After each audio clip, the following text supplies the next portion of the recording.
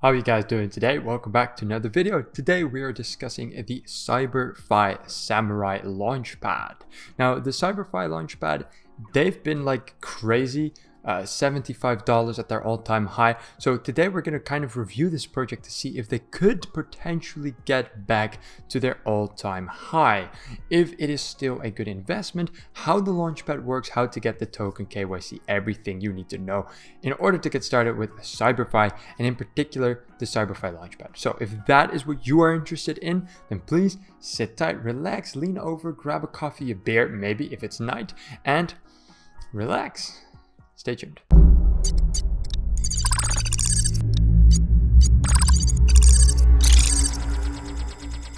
All right, everybody, thank you so much for joining me again today. I am going to get right into the juice. Before we do, however, please make sure to like and subscribe to this channel. It really does help out. I would really appreciate that. And of course, I'm not a financial advisor, so perform your own due diligence, do your own research. This video is for educational purposes only. All right, let's get started. So as we can see here, this is the homepage of CyberFi. We're not going to spend too much time here. We're just going to look at the team and the roadmap over here. For the rest, we're going to be at CyberFi Samurai because that is at their launchpad. How to get there? Go to CyberFi and click on Samurai Launchpad. So what I was talking about earlier, of course, here we see this big all-time high of nearly $80. Right now, the token is going for a little bit less than 50 cents, almost 40 cents. So the all-time high is very, very far away from where it is right now. Now, there's been people that are speculating that CyberFi could have a return, another surge when the bull market finally returns. Now, if this is possible, we're going to look at it, but we're mostly going to look at the actual launchpad side of things. So if we look at the Launchpad, the first important thing we have to talk about is the tiered system, right? How much do you have to pay? How much do you have to stake? And what will you get in return for that? So right now we can see that there are 5 tiers: Ninja, Ronin, Samurai, Shogun, and Emperor. The multiplier for Ninja, Ronin, and Samurai are from 1, 5 to 10. That means that they are not a guaranteed allocation and that instead you will have a chance. It is a lottery system, but they don't call it that. They just say multiplier. Basically, you will get 1 ticket for Ninja, 5 for Ronin, and 10 for Samurai. So Shogun and Emperor are the only guaranteed allocations. Shogun and Emperor are also the only ones that give access to private sales, and Emperor even gives access to the seed sales. The rest are only for the IDO, so that is important to keep in mind. Now, how expensive are these tiers exactly? Well, we don't really know. No, just kidding. We don't really see it over here on this graph, right? But there should be there you go. There should be another graph over here. We can see how much CyberFi tokens we need to have staked. Now, we look at the CFI token, right? So we're not going to be looking at the Ethereum or any of these other things. We're just going to look at how much CyberFi tokens you will need to have staked. And with the current price being at 43 cents, the calculation will become 100 times 0.43. Oh, but that's a super easy calculation. I am not going to scrap up my math. I'm just going to do it with a calculator. All right, so that's $43 for the first tier. Now keep in mind the first tier is a lottery, so you will have a very small allocation and you will only have a chance of participating. So that is quite pricey. Now again, keep in mind that when the price was at its highest, people paid literally tens of thousands of dollars to get that first tier. That's how expensive it was at one point in time. Now the first guaranteed allocated tier is going to be Shogun, so that is going to be 3,000 times 43 cents. So that is going to be like this, and that will be $1,290 to get a 100% guaranteed allocation and also be able to participate in private sales. Well, you could probably do the calculations yourself. Emperor is going to be some 4 times more expensive than that. And of course, Ronin is also going to be quite pricey. Now, when I say quite pricey, I don't mean pricey compared to DAO Maker or CyberFi. Compared to these big fishes, this launchpad is still fairly cheap. But I am referring to, let's say, other smaller launchpads this is still quite a big hefty price to pay during a bear market, mind you. So normally we see these Launchpad prices go down to just way more reasonable prices. This is still very expensive in my own personal opinion. Now again, we have to understand that there is a whole ecosystem behind this token, right? It is not just a Launchpad. They also have the Warlock trading platform, the Samurai stake pad. They have the they have here staking and other features that they have. So there's quite a bunch of utility to the token, which of course justifies, right, having a higher price. That is also why their all-time high was as high as it was. And on top of all that, you have the Launchpad. So there's a lot of utility to the token. They have deflationary mechanisms, so it makes sense that the price is still quite high, but it is good to take into account. Smaller or newer investors may want to look further to a different Launchpad instead of Samurai. So for the rest of the tiers, that is quite simple. We don't have to go too in depth on that. I mean, that's what it is, right? You have to go ahead and stake it. So now how to actually get staking. So you can do it on CyberFi Samurai over here. You can also go over to CyberFi and click on a new staking or old staking, and it will bring you to this page as well. Now, I'll quickly go back to that one. And over here, you will just be able to click on one of the pools that you would like to stake in. You can see the start date, the APY, the chain that it's on, and once you've connected your wallet and you've bought yourself the tokens, you can go ahead and stake on one of these. Make sure to stake the amount that is necessary to get the tier, so that you will not just get the staking rewards but also qualify for the tier that you want. Now, how to actually go ahead and get the token? As we can see, the token is gatherable, is that a word? You can buy the token on Gate.io, Uniswap, PancakeSwap, and ApeSwap as well, and QuickSwap. Now, the highest trading volume by far is Gate.io. I am not a big fan of Gate.io, but I personally advise to always go with the exchange that has the highest volume, which in this case is Gate.io. But of course, PancakeSwap and Uniswap are also completely fine. Now, as you can see by these stars, PancakeSwap over here, V2, and QuickSwap have 2 stars, meaning that they cannot be verified, the volume that has been done over these exchanges. So definitely just stay away from anything that looks too obscure. Gate.io or Uniswap will do just fine. Okay, so before we move forward with the Launchpad side of things, let's move over and actually look at the team and what CyberFi is before truly diving into the projects and how to make profits with CyberFi. So right now, as we can see over here, why CyberFi? CyberFi mission is to create a user-friendly DeFi experience and add new layers of features available. Users of our platform will experience zero stress, automated DeFi trading and farming, smaller fees, and tools for impermanent loss mitigation. Now again, as we see here, right, zero stress, automated DeFi trading. I know plenty of traders that are actually way more interested in doing the trading themselves, and they would have more stress if they would have to leave it up to a machine. So it is good to keep in mind, right, CyberFi wants to create an easy to use, largely automated staking and farming ecosystem. So if that is not something that you like, then this is not for you. Okay, moving forward, we see here trading, automation, and multi-chain. Those are the 3 USPs and the 3 things you can do here on the website. It's a little bit bugged, we cannot read everything fully, but again, trading, automation, and multi-chain, and then of course on top of that you will have the Launchpad as well. Now, multi-chain is really clutch. That is just super huge. Very important to have multi-chain. If I'm looking at a Launchpad or a project in general and it does not have multi-chain and it does not have a very solid reason why they don't have it, it already somewhat disqualifies for being one of the top tier projects. Cross-chain is simply the next gen. It is what is just expected nowadays, and in the future even more so. So they're cross-chain, which is good. The automation, of course, it depends on your preference. Me personally, I always recommend doing as much as possible manually, but when you're a beginner investor, having automation is of course very nice. And then a trading platform, you'll always need those. So yeah. And then here they go in about the Samurai Launchpad and a StakePad fusion. So we have a little bit of information about this. Over 30 million in TVL, raised over 6 million and over 3,000 stakers.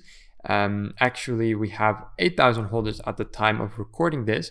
So now, of course, those are holders and stakers. Those are a different thing, but at least 3,000 of these 8,000 holders are also staking. So that's quite a lot. Now, and here they just have a quick little message about what it is. And here they talk about the token. Oh, actually, this is the token utility, actually quite important. So let's take a look at this. Okay, so here is the, let's say, pay for gas with CyberFi, get access to unique products, stake for Samurai Launchpad assets. Oh, look, they have an extra S and it's black, and I spotted it. Stake CyberFi for APY and exclusive StakePad events. Get lower commissions. Pay for multi-chain operations with CyberFi. Okay, so there's definitely a lot of utility for the token, not just things you can earn by holding CyberFi, but also things you can pay for using CyberFi. Now that is of course what makes an ecosystem whole, right? Not just being able to earn money with CyberFi, not just being able to use CyberFi, but also being able to pay with CyberFi intensifies the users and investors even more to utilize the token, transfer the token, hold the token, and buy the token, which is important, right? So that's what it says over there. The supply is 2.4 million, 800,000 alpha and cipher rounds, 500,000 is for the strategic partners, 300,000 will be reserved for the development, 250,000 CPI will be for the initial liquidity, team funded. Okay. 300,000 for marketing and communication growth, 200,000 for LP and staking rewards, and 50,000 for transaction mining program. So this is actually all of the tokenomics. Unfortunately, there is not a graph to go with this, but overall, we have everything we need, and it is quite, did I just close my tab? I just closed my tab. My bad, guys. So we have everything we need over here, right? So it's overall good tokenomics and quite a small supply as well. So by the way, the small supply, that is directly part of the reason why this price went so high, right? That is a very important part there. Almost forgot to point that out. So here we then have the roadmap starting at 2020, moving forward all the way. This is very hard to navigate, actually. Okay, there it goes. So, okay. 2020 beta trading automation and price triggers and the X mining event. So this is way back, right? This is the end of 2020. They also did the CyberFi launch and the CyberFi staking and beta farming automation, all that very, very old. Then in 2021, beta multi-chain automation, Launchpad trading platform and BTV, Samurai Launchpad and StakePad. So that Launchpad by now is also nearly a year old. No, more than a year, excuse me. Then here the NFT public release LP and farming automation, publicly release multi-chain toolset, Launchpad automation, and then the last one they have is 2021 Q4, CyberFi major public launch. Now what I'm missing here, of course, is the entirety of 2022 and the projections for 2023. Looks like this roadmap hasn't been touched in a while. Of course, 2021 Q4, that must have been around here.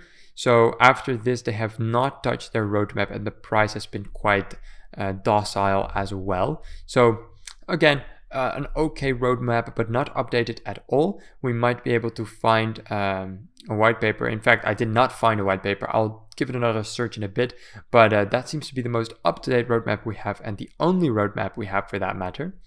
Then here we have the team. We have Gerald, the CEO, Igor Sokolov, and then Austin Merricks. So we see that Austin Merricks is the only one with a LinkedIn page linked. The rest does not have a picture, no last name, and no LinkedIn. So those are not doxed. Austin seems to be the only one that is. And he is, what is he? He is the founder at Block94 and co-founder of Magnus Capital. And he is the COO of CyberFi. Okay, so the COO is doxed, which is good, but the CEO and the CTO are not.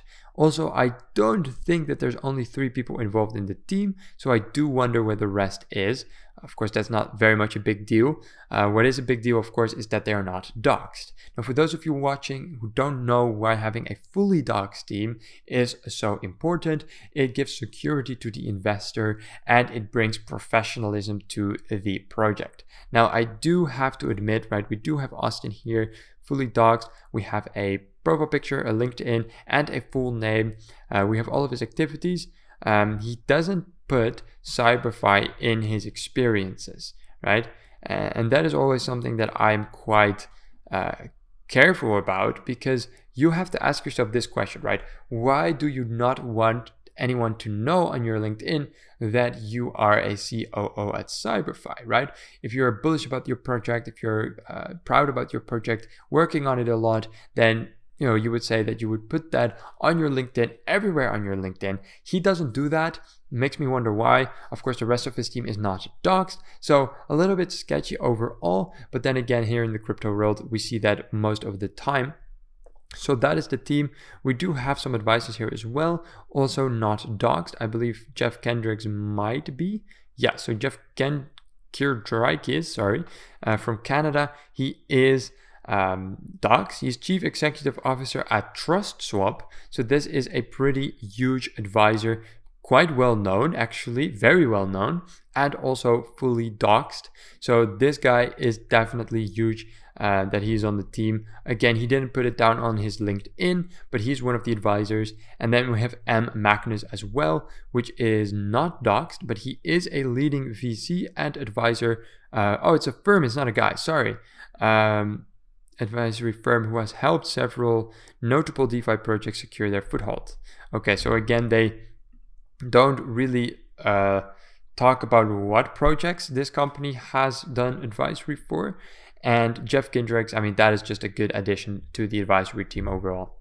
Now, looking here at the partners, we see Polygon, which used to be the Matic network, of course. We have Elrond, Harmony, Chainlink, ApeSwap, SpookySwap. I've never heard of SpookySwap, actually. TrustSwap, clearly. So yeah, what we're seeing is not any very big partners, nothing tier 1. Of course, we have Polygon and Chainlink, but those are chains, right? So these are just some of the cross chains that they provide, not necessarily partners in that sense.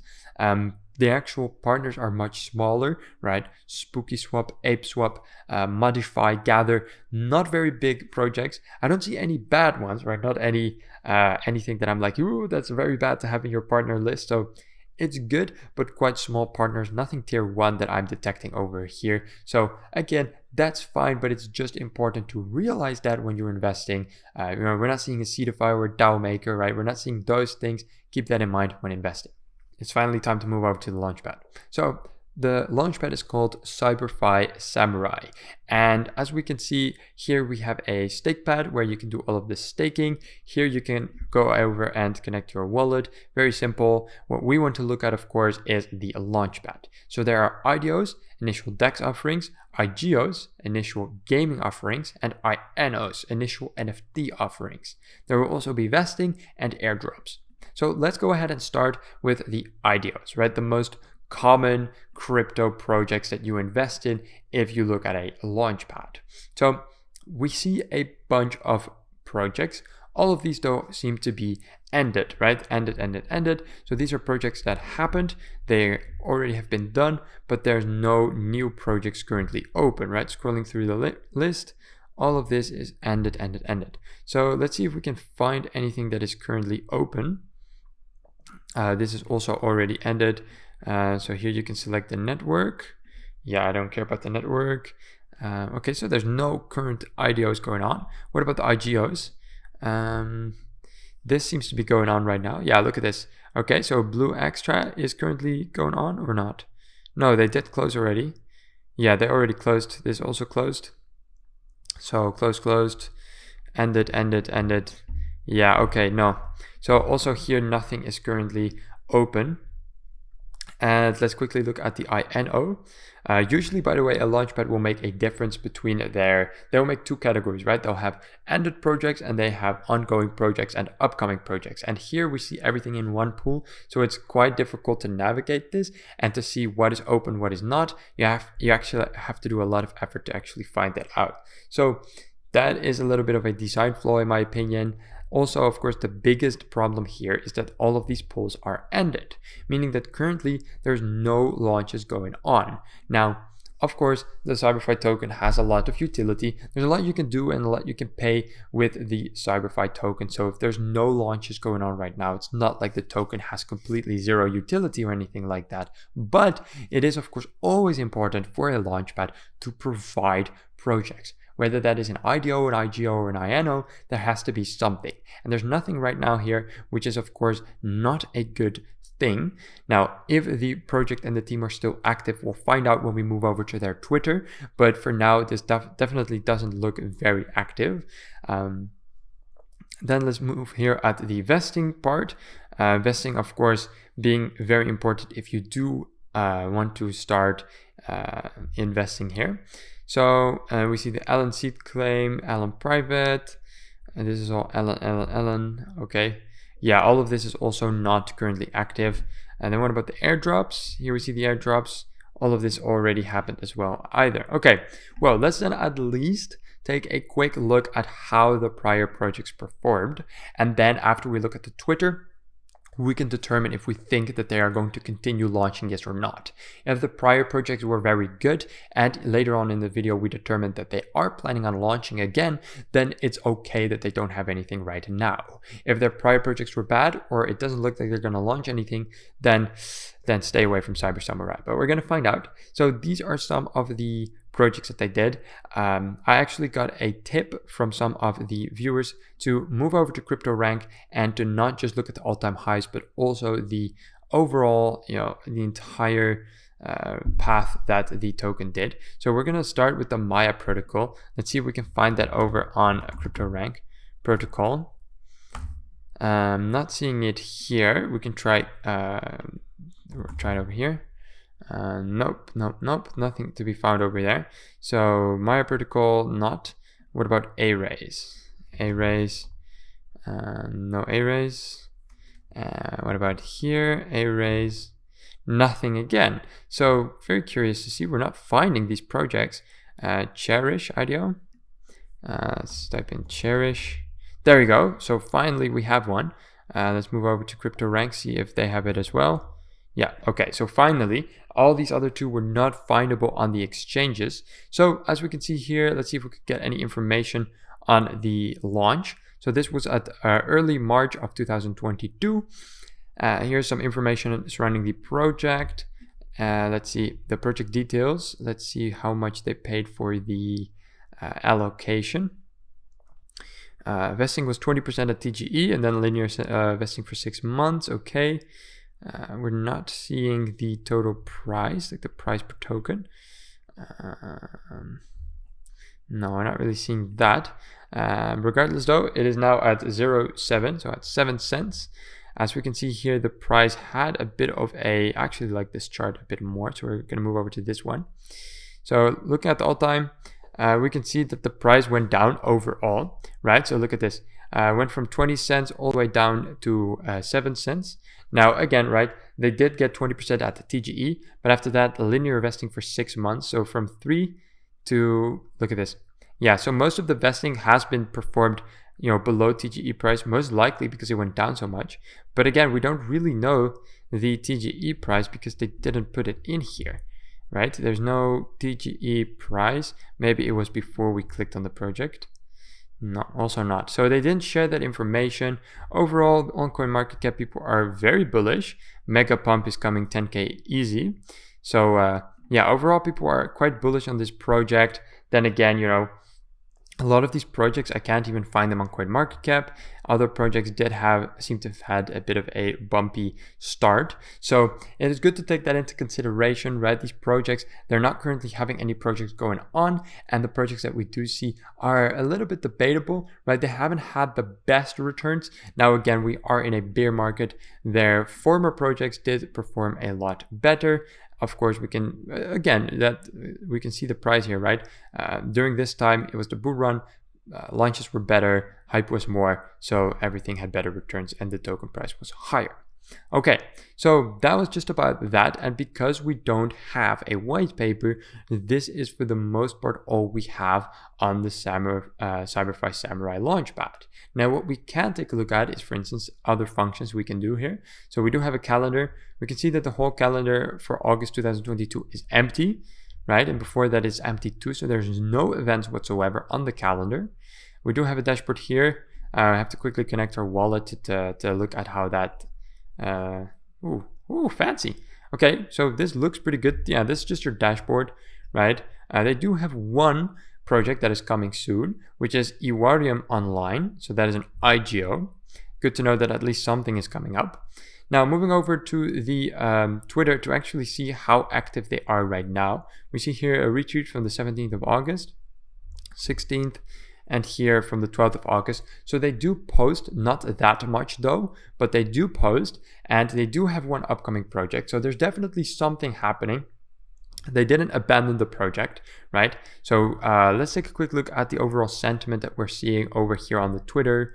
Here, for instance, we have no replies, very little likes. Most of what they're doing is actually retweets, which of course does not require a lot of effort. There's still time. Here they promote one of the RDOs. So very little interaction with their community. No one really replies. Likes are quite little. So yeah, not the best sentiment over there on Twitter. Now, if we look back at the token, what we can see here is that 8,000 people are currently active holders of this token, which is respectively quite a lot. It's still being moved around a bit, 113,000 transfers a month, but compared to the fact that, you know, they are a trading platform and they stake and they farm and Launchpad and this should definitely be a higher volume of trading, right? Moving back at the token right here, right, we can see that the volume, 24-hour volume is quite low, especially compared to what they had in the beginning when it was millions and now just a couple tens of thousands. So yeah, not a lot of transfers, quite some holders though. The price is down by 10%. Looking at the holders, we can see that most of the tokens, right, are held by these contracts, easily around 40%. Over here is when the real wallet starts. So there's definitely some whales holding several thousands of dollars worth of these tokens. From the top 50 and on downward, we already are having smaller investors that are only holding about a couple $100. And from 100 down, it is already below 350. Now, having a lot of investors and more like smaller investors is a good thing, right? It gives more stabilization to the token. So overall, it is a good kind of balance between big investors and small investors. They balance each other out, and you can see that in the price over here, right? There is not any very dramatic spikes, and overall the liquidity seems to be in order. Now, again, over here at the transfers, we can see that it's happening quite frequently, not as frequently as I expected. The quantity is quite high over here, 200, 250, 700. So quite some big amounts are being transferred around. So yeah, that's basically how the token is looking here at Etherscan. Moving over to their Medium, we have here Alex. He's basically the guy who does the Medium articles for CyberFi. He's not very active. The last articles we have are from very early 2022, and the rest is coming from 2021. He does have a couple of good articles. I read a bunch of them, right? Mostly just tutorials and announcements of new projects coming up. But then again, is not very active now, which does show that the peak of CyberFi when they were really active and really working on the project has somewhat come down now, and they're not working and they're not as active as they were before. And of course, the whole project is just a bit more down, just as the market is right now as well. So as for my final thoughts about CyberFi and the CyberFi Samurai Launchpad, of course, we are not seeing this token being at the all-time high of $50 or $74 the whole time. Of course, it goes down, right? It moves with the market. Market gets bearish, hype gets lower and lower, and thus the token gets lower as well. As for the question if the token could potentially return to its all-time high and if the Launchpad is worth it, in my opinion, the team is still working on it. Although there's not a lot of projects to go around, there is still enough activity to justify interest in this project. Overall, the community is still quite bullish, and when the market eases up a little bit, I'm sure that CyberFi could regain at least some of its former hype. And I don't think that the team will completely abandon CyberFi anytime soon. I do have to say, do I think it will return to its all-time high or anywhere close to it? I don't think so. I think this was a hype burst that will never be coming back to that extent. What I do think is that it could easily reach up to $4 or $3 again when we are at the peak of a bull run and the team doesn't jump ship and abandon the project. So am I bullish? Little bit so. Do I recommend this Launchpad? It really does depend if this Launchpad suits you. Right? For now, I do expect the price to be going up as the market is going up as well. Keep a good eye on what the team is doing now. As of recording, they are still quite active. Move over to Twitter and quickly look if they are still active. If they are, I think it could be a good opportunity, but we're going to make more videos on CyberFi in the future to basically return to this project and see how they're doing and if there's any new developments within the team and new opportunities that arise. So if you enjoyed this video, please make sure to like and subscribe, and I'll see you guys in the next one. Ciao, ciao.